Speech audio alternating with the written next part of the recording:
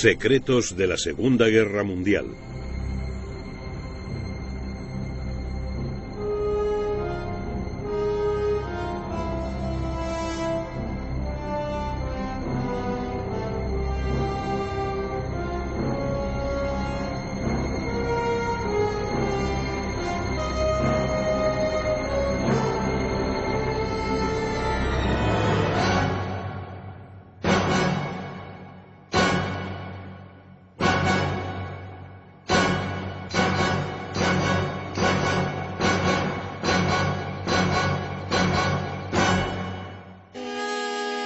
Las armas secretas de Japón.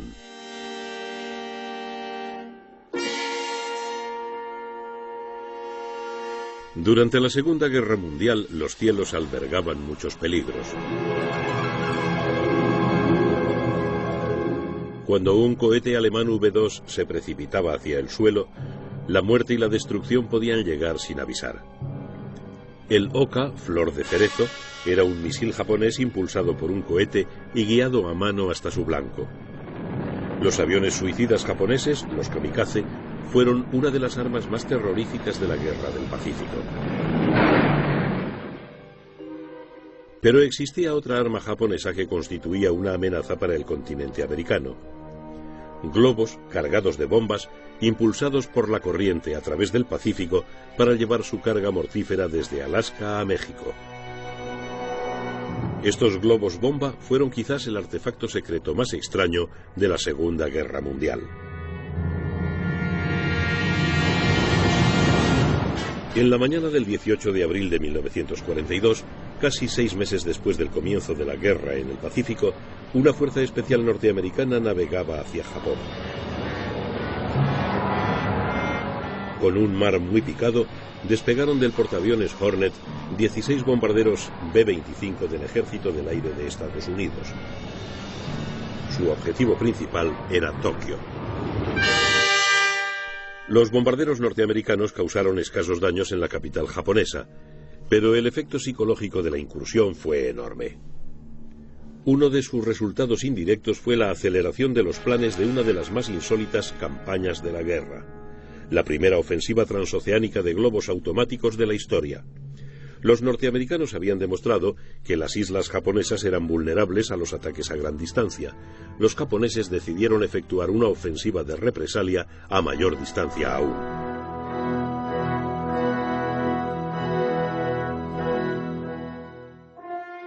El uso bélico de los globos se remonta a junio de 1794, cuando los franceses emplearon uno de tipo Montgolfier como puesto de observación en la batalla de Fleurus. También se emplearon globos vigía en la Guerra Civil Norteamericana. Cuando el ejército prusiano asedió París en 1871, los globos permitieron a los franceses entrar y salir de la capital bloqueada. En la Primera Guerra Mundial, globos cautivos de observación oscilaban sobre las redes de trincheras enfrentadas. Eran un blanco tentador para los aviones de caza. Los observadores iban equipados con paracaídas y reventar globos se convirtió en tarea de especialistas.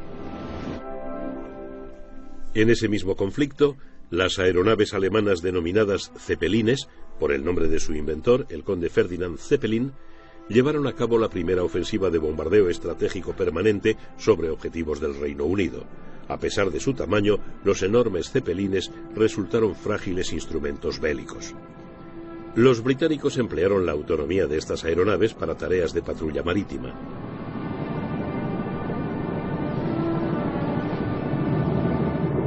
En la posguerra, los aeroplanos reemplazaron a estas naves como arma de largo alcance.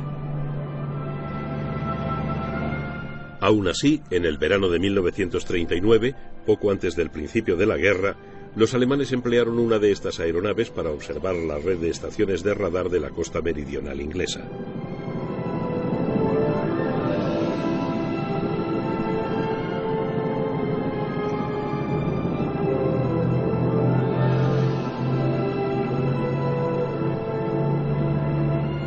En 1943, en plena guerra, los norteamericanos empleaban con éxito estas naves para patrullar sobre sus vitales convoyes del Atlántico.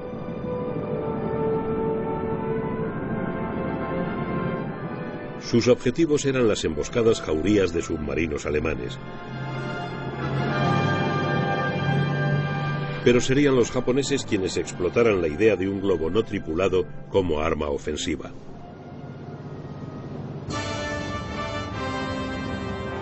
El 7 de diciembre de 1941, con su golpe inaugural de la Guerra del Pacífico, los japoneses demostraron el poder destructivo de los aparatos transportados en portaaviones.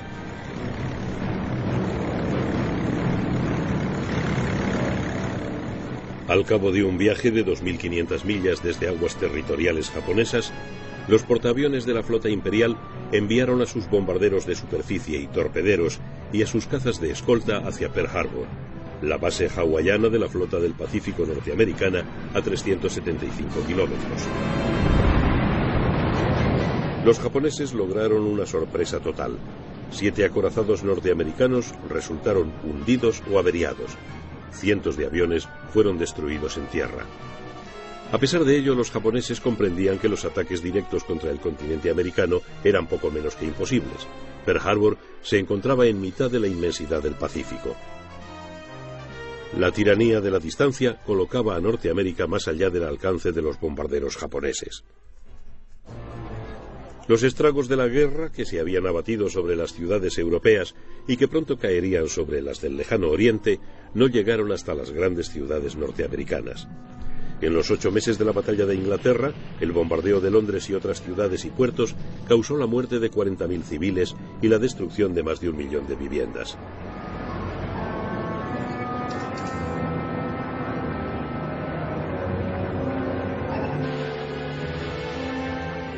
Los japoneses decidieron fabricar globos que cruzaran el Pacífico para soltar bombas incendiarias y de fragmentación sobre las granjas, los bosques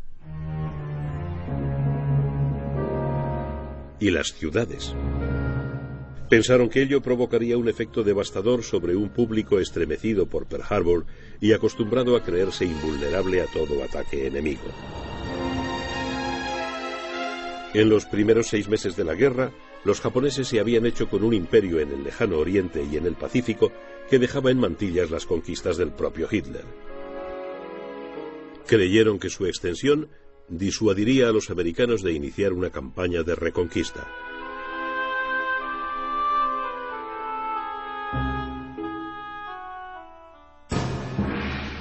En septiembre de 1940, más de un año antes de que los japoneses entraran en guerra, el arquitecto de su proyección hacia el Pacífico, el almirante Isoroku Yamamoto, había advertido seriamente al emperador Hirohito: si se me ordena luchar sin pensar en las consecuencias, avanzaré sin inconvenientes durante los primeros 6 meses o 1 año, pero no garantizo en absoluto el segundo o tercer año.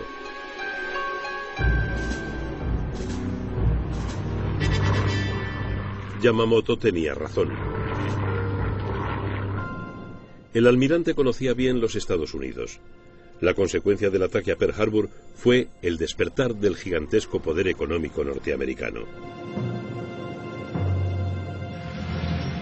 En 1937, el ejército norteamericano era inferior al de Portugal. Pero en 1944, los Estados Unidos producían casi el 50% del armamento mundial. La entrada en guerra había desatado un potencial aparentemente ilimitado. Las armas que los Estados Unidos suministraban a sus aliados podían haber equipado a 2.000 divisiones. Yamamoto sabía que los japoneses no podían sostener una guerra a ese nivel.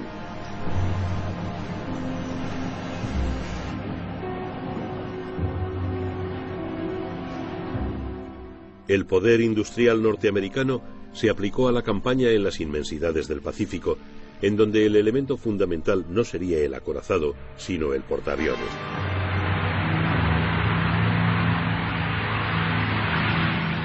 En 1943, la Fuerza Aérea Norteamericana de primera línea del Pacífico había alcanzado a la japonesa.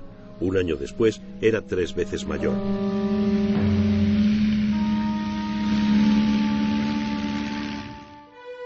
Después de la decisiva victoria naval norteamericana en la gran batalla entre portaaviones de Midway en junio de 1942, el control japonés sobre su imperio del Pacífico empezó a debilitarse.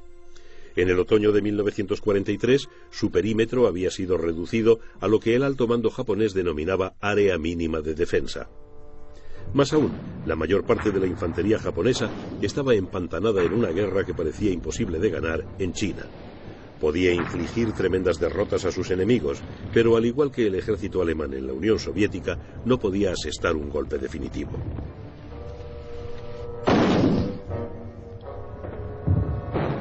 Los problemas del tiempo y la distancia acuciaban a los japoneses.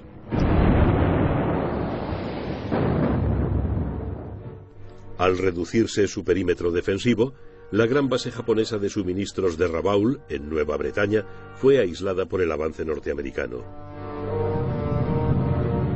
Los bombarderos americanos atacaron Rabaul.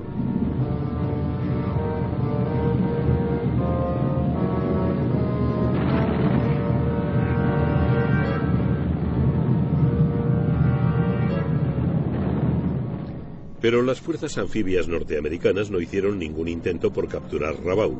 Quedó aislada para que se pudriera en la cepa.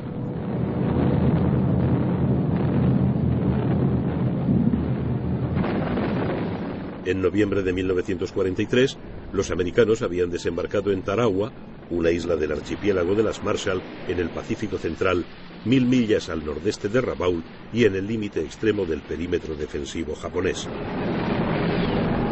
En la dura batalla por Tarawa, los norteamericanos recibieron unas lecciones vitales para la campaña anfibia que les esperaba. Uno de los objetivos clave de los norteamericanos era el conjunto de las Marianas, un trampolín para ataques aéreos sobre las islas japonesas. En el otoño de 1943, la flota americana del Pacífico había sufrido una transformación completa. El núcleo de sus veloces fuerzas aeronavales eran los nuevos portaaviones de la clase Essex, poderosamente armados y equipados con 100 aparatos. Las fuerzas especiales y las operaciones anfibias que arropaban iban apoyadas por gigantescos convoyes navales, algo para lo que la economía norteamericana de guerra estaba perfectamente adaptada. La estrategia de saltos de isla en isla por el Pacífico se sostenía sobre un colosal esfuerzo logístico.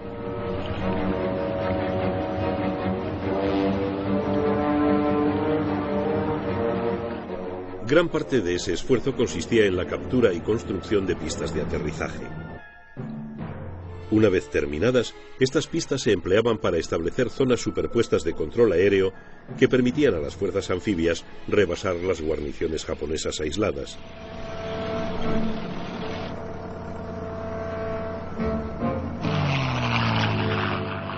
Poder aéreo y naval eran complementarios en el Pacífico.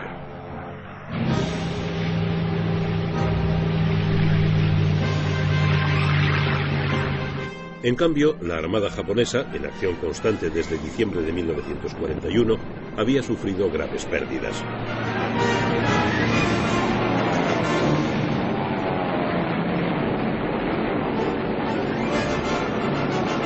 Sus portaaviones y sus mejores tripulaciones aéreas se habían consumido en esa guerra de desgaste.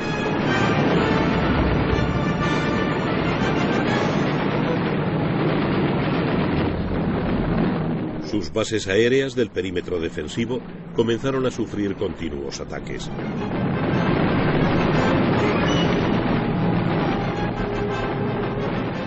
Los aviones y submarinos americanos echaban a pique la flota mercante japonesa a ritmo acelerado.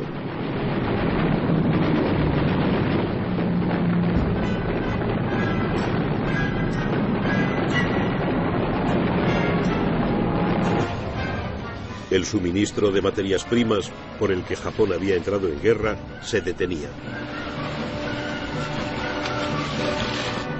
En junio de 1944, los desembarcos norteamericanos en Saipán, en las Marianas, provocaron una furiosa batalla naval en el mar de Filipinas. Participaron en ella casi 1000 aviones norteamericanos. Sus rivales japoneses atacaron en 4 oleadas, pero solo un puñado de aparatos de la segunda logró acercarse a sus objetivos. El resto, más de 300 aparatos, fueron derribados. Los norteamericanos llamaron a esta fase de la batalla el tiro al plato de las Marianas. Significaba el principio del fin de la Armada Imperial japonesa. En Saipán, la infantería de marina encontró una resistencia fanática. La batalla se convirtió en una dura lucha por cada metro de terreno.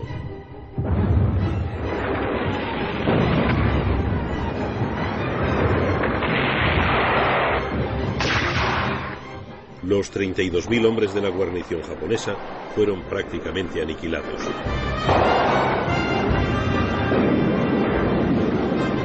La población civil de la isla prefirió suicidarse colectivamente antes que someterse a los norteamericanos. Fue este momento crítico de la guerra el elegido por los japoneses para lanzar su primer ataque con globos contra la costa oeste norteamericana. Se soltaron 200, aunque ninguno de ellos alcanzó su objetivo. Los japoneses volvieron a sus mesas de diseño con mayor apremio. En octubre de 1944 desarrollaron una versión mejorada de 10 metros de diámetro y pensados para volar a 10.000 metros.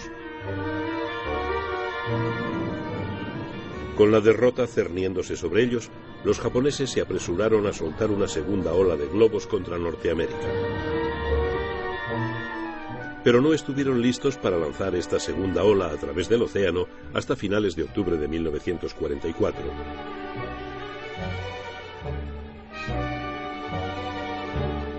Cada bandada de globos, fabricados con pergamino grueso consolidado con cola vegetal, tenía que elevarse a una altura en la que los vientos predominantes la arrastraran hacia Norteamérica a una velocidad de 150 a 300 kilómetros por hora. Los globos transportaban bombas incendiarias y antipersona y 30 sacos terreros de 3 kilos. Siempre que el globo descendía por debajo de los 9.000 metros, el barómetro actuaba sobre un interruptor que los dejaba caer. Debajo del globo se encontraba una caja aislada con una batería al lado de una carga de demolición pensada para explotar una vez soltadas todas las bombas. Justo debajo se encontraban los barómetros aneroides que accionaban el mecanismo del lastre. Cada lote de globos bombarderos incluía uno que transmitía señales de radio para que los japoneses pudieran comprobar el recorrido de la bandada por el Pacífico. Para estar seguros de su llegada con éxito a Norteamérica, los japoneses fabricaron los globos transmisores con seda vulcanizada. Las bombas tenían que caer después de haberse soltado el último saco de lastre. Según los japoneses, en ese momento los globos ya estarían sobre el continente americano. Entonces la carga de demolición destruiría el globo para ocultar a la defensa aérea la naturaleza de la amenaza venida del Pacífico.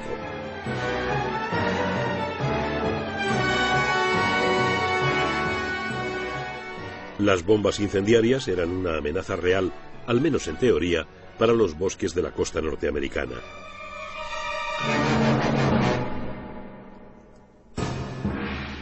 En Tokio, los almirantes Koiso y Yonai habían tomado el control del gabinete de guerra japonés.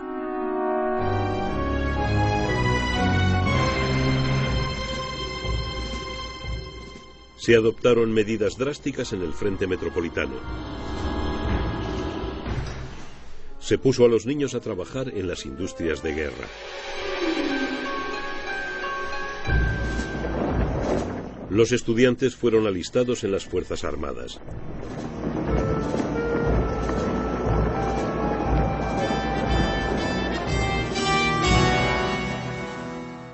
A finales de octubre de 1944, los norteamericanos habían desembarcado en las Filipinas, amenazando con cortar las relaciones entre la mitad norte y la mitad sur del Imperio japonés. Estos desembarcos provocaron la mayor batalla naval de la historia, la Batalla del Golfo de Leyte.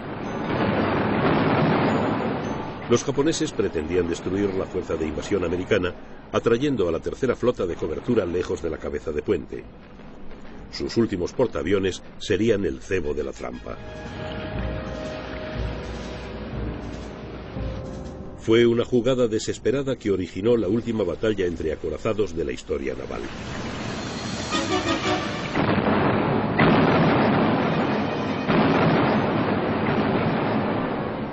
En esta batalla se perdieron casi 300 buques de guerra. El comandante de la tercera flota, almirante Halsey, fue rechazado por la escuadra señuelo japonesa. pero la intervención de la séptima flota, mandada por el almirante Kinkaid, salvó la situación. Mientras los aviones de Halsey atacaban a los portaaviones japoneses, Kinkaid se enfrentaba a los acorazados enemigos. Los bombarderos en picado y los aviones torpederos norteamericanos destruyeron los últimos vestigios de la potencia aeronaval japonesa. 4 portaaviones y 3 acorazados japoneses se fueron a pique. Halsey fue quien rió el último.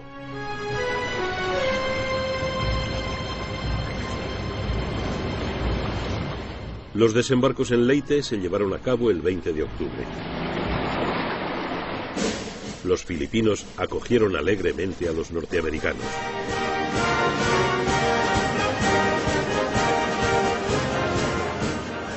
Y el general MacArthur no se perdió la posibilidad de vadear hasta la orilla para cumplir su promesa de marzo de 1942 cuando afirmó: «Regresaré».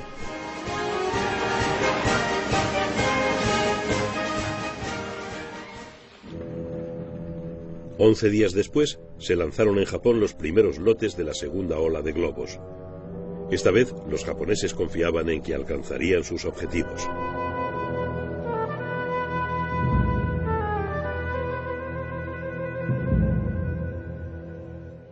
Habían calculado que el trayecto hasta la costa norteamericana duraría 4 días.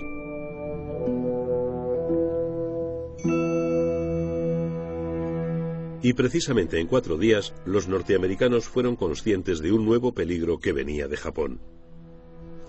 La inteligencia militar norteamericana fue alertada de que algo extraño ocurría en el Pacífico.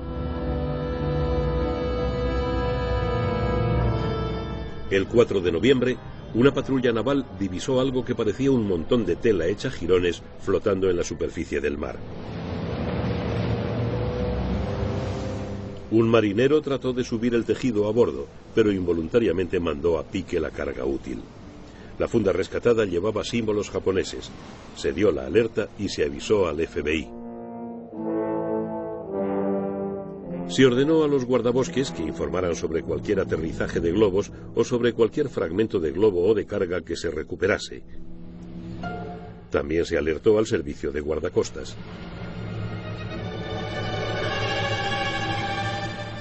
Aunque la verdadera naturaleza de la amenaza seguía sin estar clara.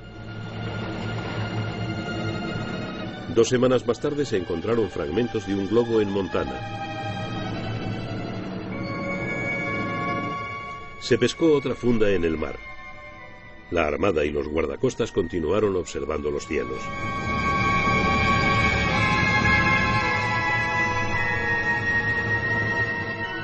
Durante los meses siguientes, científicos y especialistas examinaron cuidadosamente las pruebas para hacerse una idea rudimentaria del misterioso artefacto japonés. Se enviaron pruebas al Laboratorio de Investigación Naval en Washington, D.C. y al Instituto Californiano de Tecnología. El análisis de la arena de alguno de los sacos terreros encontrados proporcionó ciertas pistas sobre su lugar de fabricación. No pasó mucho tiempo antes de que se divisara uno de los globos sobre California.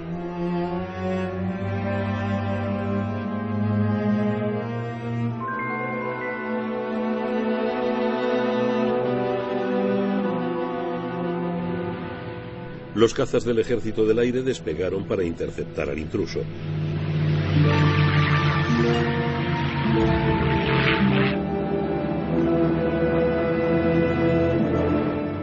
Uno de los cazas empujó al globo hacia campo abierto con el chorro de su hélice. Finalmente se le convenció para que aterrizara. El sistema de destrucción automática no funcionó y el mecanismo entero se recogió intacto.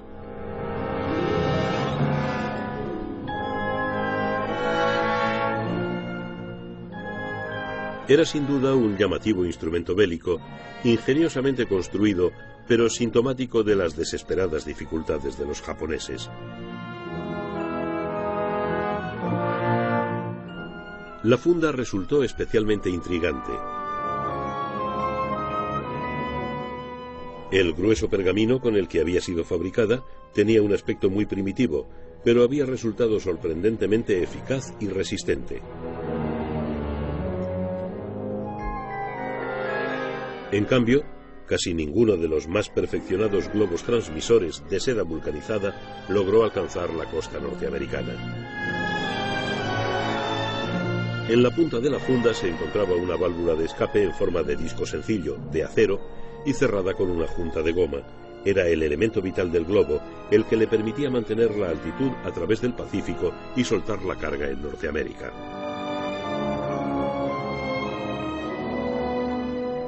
Los norteamericanos se preocuparon particularmente con las cargas incendiarias del globo.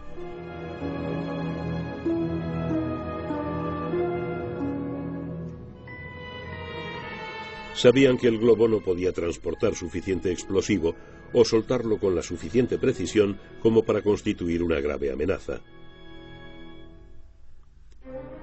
Pero si miles de bombas incendiarias caían en pleno verano en los resecos bosques de la costa oeste, podía producirse una catástrofe.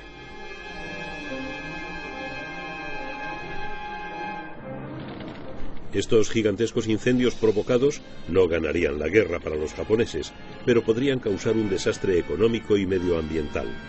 Norteamérica necesitaba la madera de esos bosques para su industria de guerra. Era vital que el gobierno norteamericano adoptara medidas inmediatas para enfrentarse a esa catástrofe en potencia sin alarmar a la población que permanecía ignorante de la ofensiva de los globos japoneses.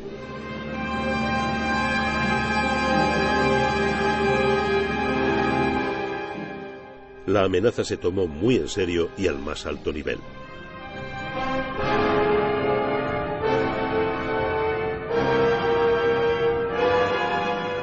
No había suficientes bomberos civiles para enfrentarse a un desastre de la categoría que imaginaba el gobierno. Pero curiosamente los globos solo podían llegar a Norteamérica con vientos invernales, no con los que soplaban en los meses de verano.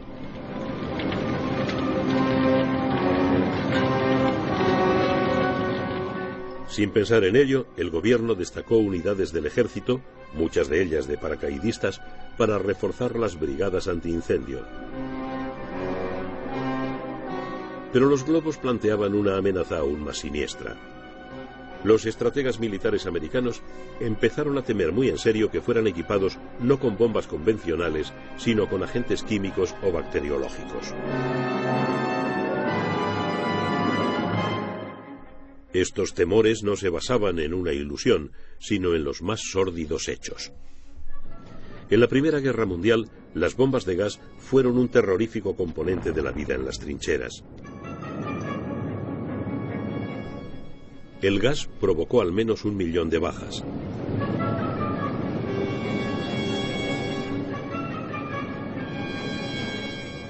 En los años 30, durante la invasión de Etiopía, las fuerzas aéreas italianas habían soltado bombas de gas sobre civiles indefensos.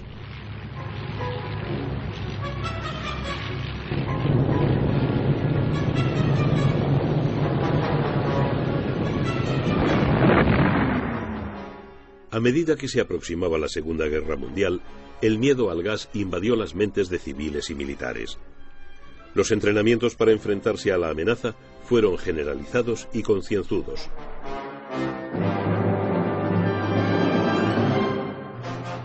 Los estrategas norteamericanos sabían que los japoneses no habían mostrado escrúpulos en emplear gases y armas químicas en la larga guerra que sostenían en China desde 1932. Tanto los ejércitos chinos como los civiles habían sufrido ataques por agentes bacteriológicos. En 1942, casi 100 habitantes de una ciudad cercana a Shanghái murieron por bacterias de peste soltadas por un avión. Esta arma se desarrolló en el campamento del ejército japonés número 731, cerca de Harbin. En ese lugar, los japoneses llevaban a cabo experimentos absolutamente inhumanos con prisioneros chinos y aliados, incluyendo norteamericanos. El comandante del campo, el general Shiro Ishii, cayó en manos de los norteamericanos al final de la guerra. Algunos colegas de Ishii fueron capturados por los rusos y juzgados en Siberia por crímenes de guerra. El juicio sacó a la luz los trabajos que se realizaban en el campamento 731 incluyendo la diseminación desde aviones de pulgas infectadas de peste y la inoculación de peste, gas gangrena y antrax a cobayas humanos. Los rusos quisieron echarle el guante al general Ishii, responsable del campamento 731, pero los norteamericanos no estaban dispuestos a ello. Concedieron la inmunidad a Ishii con la condición de que les ayudara en su propio programa de guerra bacteriológica desarrollado en el campamento Dietrich en Maryland. Los conocimientos de Ishii eran demasiado valiosos para la nueva Guerra Fría como para entregarle. En el campamento Dietrich se hicieron explotar mecanismos biológicos dentro de enormes esferas para observar la supervivencia y dispersión de los agentes bacterianos. Todos los proyectos de Ishii sobre bombas bacteriológicas fueron conservados y estudiados en el campamento Dietrich. Pero los americanos no eran los únicos que experimentaban con la guerra bacteriológica. Durante la guerra, los británicos habían llevado a cabo experimentos con agentes de anthrax en la apartada isla escocesa de Gruinard. Sospechaban con fundamento que los alemanes también estaban desarrollando armas biológicas. Después de la guerra, la isla permaneció cerrada al ganado y a los seres humanos durante más de 40 años. Era un recuerdo de que en la peor crisis inglesa, Winston Churchill consideró el anthrax como un arma de último recurso. En una nota a su jefe de Estado Mayor, Churchill rechaza toda objeción moral al proyecto. Al final, Churchill no tuvo que recurrir al último recurso. Pero los blanqueados huesos de las víctimas del programa de anthrax permanecieron en Gruinard como un siniestro recuerdo de las terribles decisiones que deben tomarse en una guerra total. Tanto los aliados como los alemanes llegaron a la conclusión de que la guerra biológica era un arma de dos filos, pues se podía infectar no solo a la población enemiga, sino a soldados propios y a civiles partidarios. Los japoneses no habían sido tan escrupulosos. En 1944, los americanos, que ya conocían bien la crueldad japonesa, temieron que los globos transportasen epidemias a través del Pacífico hasta el corazón de Norteamérica.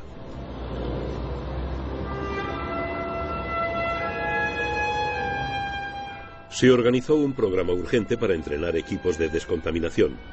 Las autoridades maniobraron para imponer una censura total sobre la campaña de globos. Los japoneses habían contado con que la prensa y la radio norteamericanas serían incapaces de quedarse calladas. Además, se imponía la obligación de avisar a los granjeros, a los maestros y a los escolares de las zonas más amenazadas. Con toda seguridad, el asunto saldría en los periódicos. Increíblemente, no se filtró ni una palabra. El alto mando japonés sacó la conclusión de que los globos nunca llegaron a Norteamérica. En realidad, de los 9.000 globos soltados contra Norteamérica, unos 1.000 llegaron a aterrizar, apareciendo por cualquier sitio de Alaska a México. Sus únicas víctimas fueron 5 niños y un adulto que tropezaron por casualidad con una bolsa de gas intacta y al manipularla hicieron explotar las bombas. La campaña de globos fue cancelada en abril de 1945. Un mes antes, las superfortalezas aéreas B-29 habían empezado a despegar desde las gigantescas bases norteamericanas de las Marianas hacia las vulnerables ciudades del territorio japonés. Era el último asalto en la guerra de cifras que Japón tenía que perder. No todo les salía bien a los bombarderos. Las mismas corrientes que habían impulsado a los globos a 10.000 metros los zarandearon como hojas en una tormenta. Las formaciones se dislocaron y las bombas tuvieron que soltarse a tientas por entre la capa de nubes.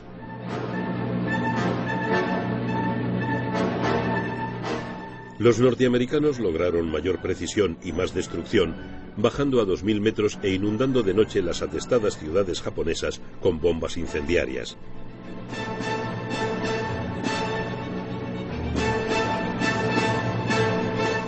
Esos bombardeos de fuego llevaban a Japón a la derrota. Los servicios de emergencia estaban desbordados, los cazas de defensa destrozados. Solo el 13 de abril, los B-29 destruyeron más de 28 kilómetros cuadrados de Tokio con más de 2.000 toneladas de bombas incendiarias.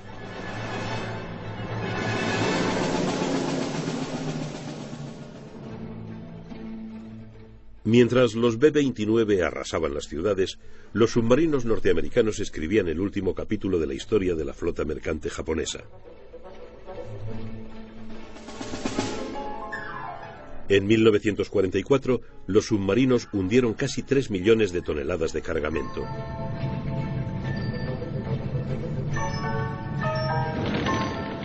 A finales de año habían echado a pique tantos barcos japoneses que tenían que recorrer los mares para encontrar una presa, normalmente pequeños barcos de cabotaje. El suministro japonés de alimentos y materias primas había sido estrangulado.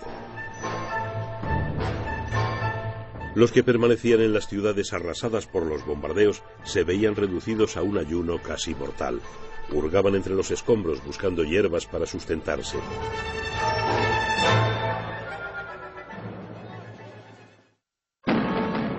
Cuando se lanzaba la segunda ola de globos, los norteamericanos se vieron enfrentados a otra nueva y más terrorífica arma: los kamikaze.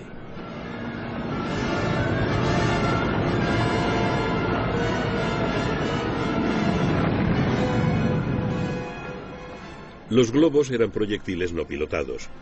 Ahora Japón enviaba proyectiles guiados hacia sus blancos por personas que morían en el impacto, lo que daba la medida de la desesperación japonesa y de su determinación de resistir contra toda esperanza hasta el final. La primera unidad suicida, de 23 pilotos, fue reclutada en octubre de 1944 por el almirante Onishi, comandante de la primera escuadra aeronaval. El nombre de kamikaze recuerda el llamado viento divino, un tifón que en 1281 destruyó la flota de invasión mongola. Muchos de los pilotos kamikaze recibían inspiración del bushido, una tradición militar de autosacrificio. Otros, convencidos de ir a morir, deseaban hacerlo gloriosamente por una causa desesperada. Onishi les decía: sois ya como dioses, sin deseos terrenales. Pero había una razón más terrenal tras los kamikaze. Las misiones lanzadas contra la flota del Pacífico podían constituirse con cualquier piloto sin experiencia en cualquier aparato atiborrado de explosivos. Y era muy difícil detener a un kamikaze. El fuego antiaéreo tenía que destruir por completo el avión, no solo averiarlo.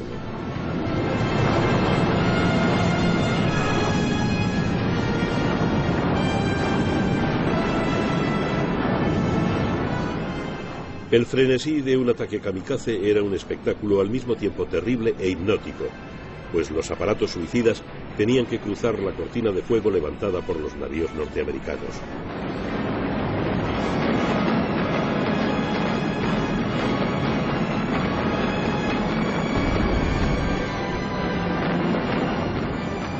En enero de 1945, cuando los norteamericanos desembarcaron en Lingayen, en las Filipinas, la cantidad de ataques kamikaze les obligó a lanzar una serie de aplastantes ataques contra los aeródromos japoneses de Luzón.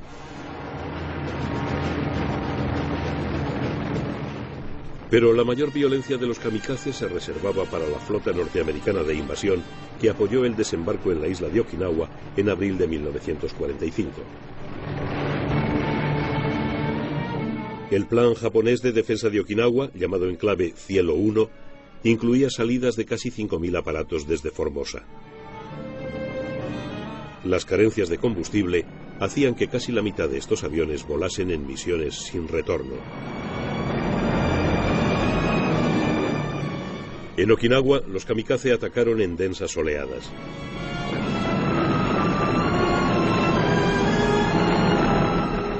El portaaviones Wasp fue alcanzado de lleno por un kamikaze y su cubierta de madera se incendió al momento. Solo lo salvaron las brigadas antiincendios con una técnica que los norteamericanos ya dominaban a la perfección. En Okinawa, a cambio del sacrificio de casi 1000 kamikazes, los japoneses hundieron 32 buques norteamericanos, averiaron una docena más y mataron a 5000 marineros. Pero los kamikazes no pudieron evitar los desembarcos norteamericanos. El sacrificio había sido en vano.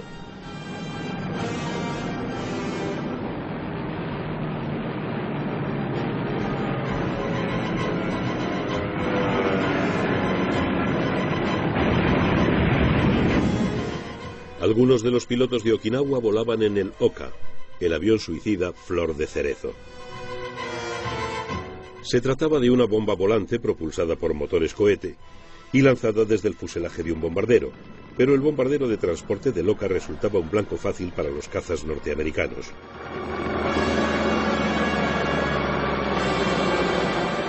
Muchos fueron derribados antes de poder enviar a los pilotos de los Flor de Cerezo a su mortal trayecto.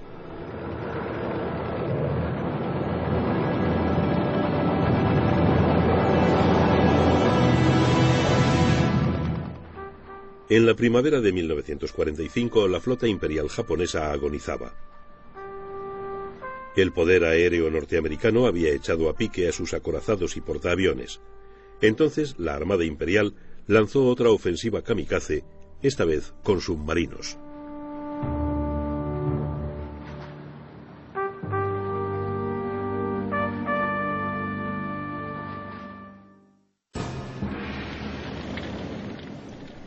Los submarinos de bolsillo japoneses habían tenido un papel menor en Pearl Harbor en 1941. Los norteamericanos recuperaron 2 de ellos tras el ataque. Casi 3 años después, estos submarinos tuvieron descendientes menos convencionales. A finales de 1944, la Armada japonesa había desarrollado su propio submarino suicida, el Kaiten, o Conmoción Celeste, una versión pilotada por un solo hombre del torpedo Long Lance tipo 23, arma que había causado estragos entre los barcos aliados al principio de la guerra.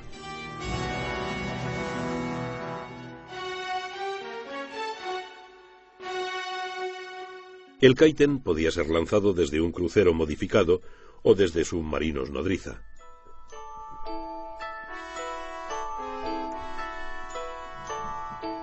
Los Kaiten eran armas siniestras y las que han sobrevivido aún ejercen un poderoso influjo en los hombres entrenados para manejarlos.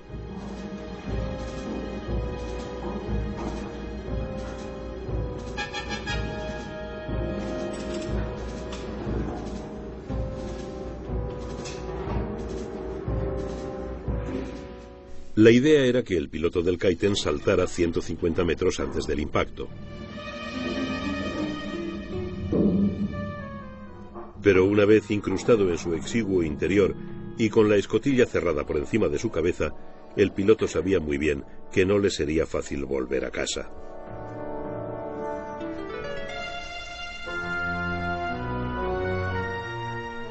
El Kaiten era en parte un torpedo y en parte una tumba metálica.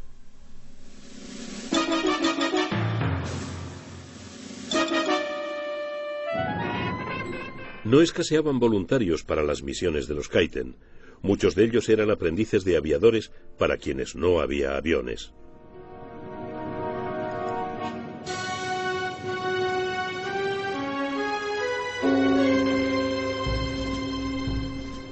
Los pilotos de Kaiten se entrenaban en una apartada isla frente a la costa de Honshu. La selección para esa tarea era rigurosa.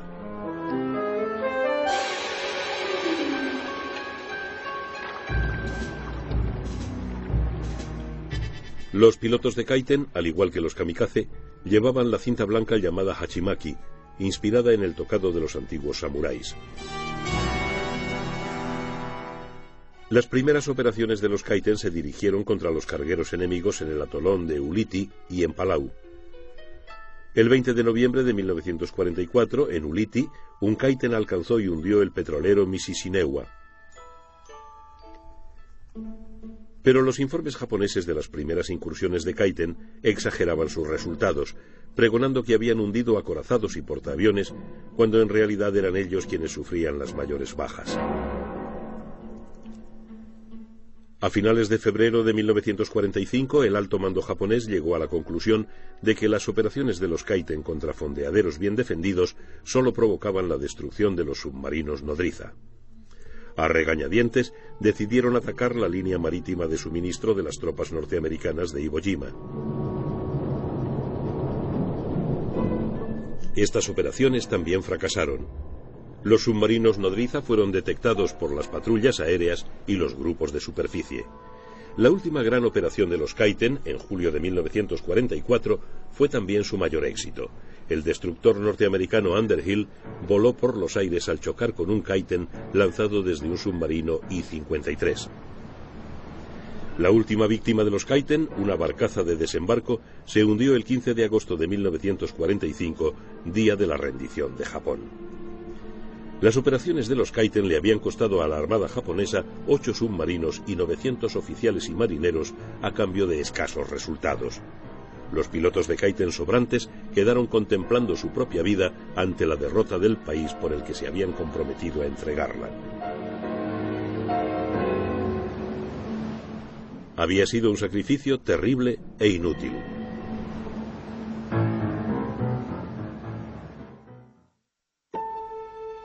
En julio de 1945 se preparaban en el desierto de Nuevo México las pruebas finales de un arma mucho más mortífera que los Kaiten. Se estaba preparando una bomba atómica para una prueba de detonación.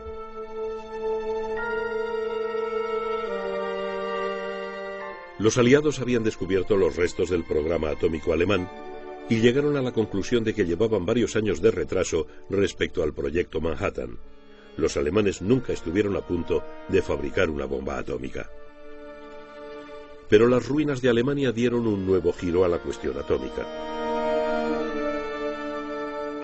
Alemania había sido derrotada, pero ¿habían transmitido los alemanes sus conocimientos atómicos a sus aliados japoneses? En las últimas semanas de la guerra europea, hasta Adolf Hitler veía llegar el fin de la guerra. Los rusos, a las puertas de Berlín, se preparaban para la última y definitiva ofensiva. Se acababa el juego.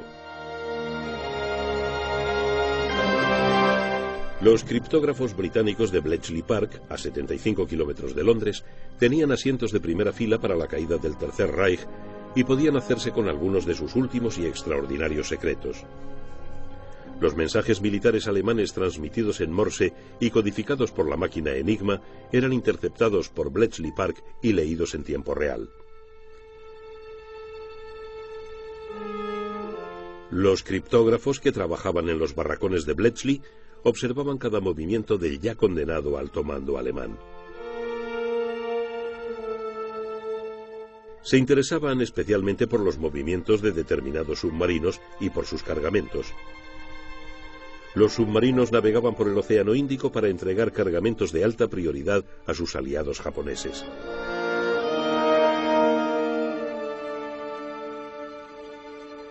Aparte de las municiones y la maquinaria, había envíos más siniestros.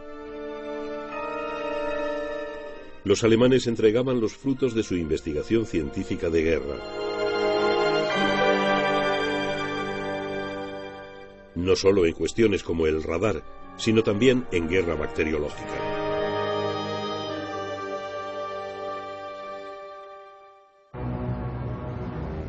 El 25 de marzo de 1945, 3 semanas antes del ataque del Ejército Rojo contra Berlín, zarpó hacia Japón un gran submarino minador alemán. A bordo iban varios oficiales japoneses. En sus depósitos para minas transportaba unas pesadas cajas de plomo con material radioactivo producido por el programa atómico alemán. Más tarde, un tripulante declaró que en las etiquetas de los contenedores podía leerse U-235. El uranio 235 es un elemento imprescindible para desencadenar una reacción atómica en cadena. La guerra terminó antes de que el submarino llegara a su destino. Su capitán se rindió a un destructor aliado y fue escoltado hasta Norteamérica. Parece probable que el cargamento radiactivo se destinara a la fabricación por parte de los japoneses de una bomba sucia de radiaciones. Los norteamericanos declararon que el submarino solo transportaba óxido de uranio, que al no ser radiactivo no precisaba contenedores de plomo. El objetivo de la bomba sucia, transportada por un avión lanzado desde la catapulta de un submarino especial, hubiera sido una ciudad de la costa oeste norteamericana. De haber tenido éxito, esa incursión hubiera eclipsado a la desafortunada ofensiva de los globos. Pero serían los norteamericanos quienes soltarían las primeras bombas atómicas sobre Hiroshima y Nagasaki en agosto de 1945. Estos bombardeos provocaron el final de la guerra en el lejano Oriente y en el Pacífico.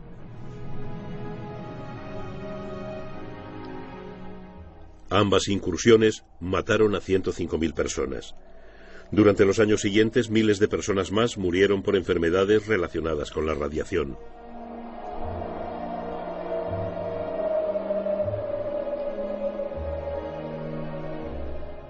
El 15 de agosto de 1945, los japoneses firmaban el acta de rendición a bordo de un acorazado norteamericano anclado en la bahía de Tokio. El general MacArthur declaró: "Este asunto está zanjado". Las armas secretas japonesas plantearon una amenaza terrorífica, pero nunca cumplida, de guerra biológica contra los Estados Unidos. Se emplearon en los también terroríficos pero reales ataques contra buques de guerra por parte de los kamikaze, con aviones convencionales y con cohetes pilotados, y suscitaron la amenaza de una ofensiva submarina similar.